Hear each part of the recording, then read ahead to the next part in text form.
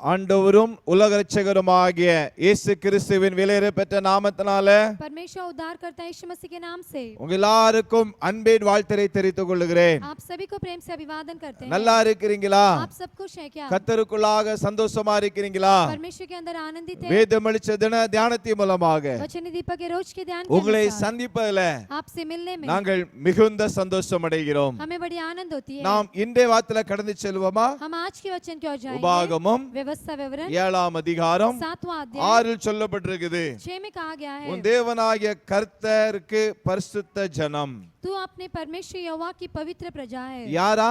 कौन है?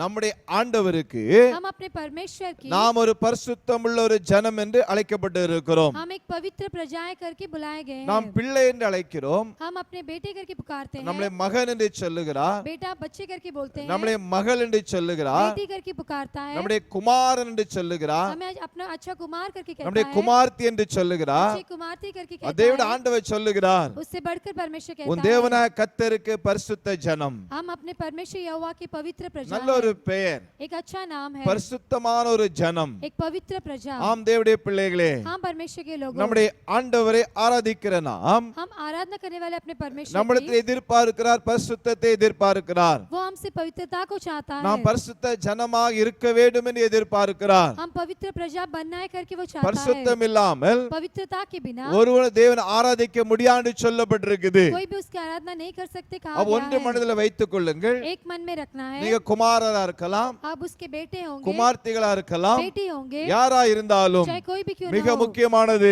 बहुत मुख्य நீங்க कार्य, பரிசுத்தமுள்ள ஒரு ஜனம், आप एक पवित्र प्रजा है, பரிசுத்த ஒரு ஜாதி, एक पवित्र जाति है, பரிசுத்த ஒரு கூட்டம். एक पवित्र जो संगत है. அப்ப நீங்க தேவனுக்கு பிரியமுள்ள வாழ்க்கை வாழ்ந்து एक परमेश्वर के प्रिय जीवन நீங்க जीकर பரிசுத்தமா இருக்கும் பொழுது पवित्रता से रहते समय உங்க மூலமாக आपके அவருடைய द्वारा நாமம் மகிமைப்படும். उसके नाम की महिमा உங்க होगी. மூலமாக आपके द्वारा கர்த்தருடைய நாமம் உயர்த்தப்படும். परमेश्वर के नाम की ऊंचा உங்களை அழைத்த होगा. தேவன் आपको बुलाया பரிசுத்தரா परमेश्वर இருக்கிறது போல पवित्र है, इसलिए நீங்க நடக்கையிலும் आप चलते உங்க समय செய்கையிலும் आपके कार्यों में பரிசுத்தமானு சொல்லப்பட்டிருக்குது. पवित्रता से रहिएगा ஒப்பு कि कहा கொடுங்க. गया है. अपने आप को தேவ सौंपिए. சமூகத்துல தாழ்த்துங்க. परमेश्वर सौ में என்னை நீ सौंपिए. பரிசுத்தப்படுத்தும் என்று சொல்லுங்க. मुझे पवित्र कीजिए बोलिए. ரத்தத்தானே சுத்திகரம் என்று சொல்லுங்க. अपने लहू से पवित्र அந்த कीजिए. பரிசுத்தம் உங்களுக்குள்ளா கடந்து वो வரும். पवित्र आपके अंदर आना மனதுல है. வைங்க, मन में நீங்க ஒரு रखिए. பரிசுத்த ஜனம். आप एक पवित्र जन நாம் हैं. ஜெபிக்கலாமா? प्रार्थना करेंगे. நல்ல பிதாவே, நன்றி செலுத்துகிறோம். प्यारे पिता आपको धन्यवाद உங்களுடைய करते हैं. பிள்ளைகளுக்காக ஜெபிக்கிறோம். बच्चों के लिए धन्यवाद. இதை கொடுத்த வார்த்தைக்காக ஜெபிக்கிறப்பா. आज के वचन के लिए धन्यवाद. ஆண்டவரே परमेश्वर. நல்லவர், आप अच्छे हैं. நீ ஒரு பரிசுத்த,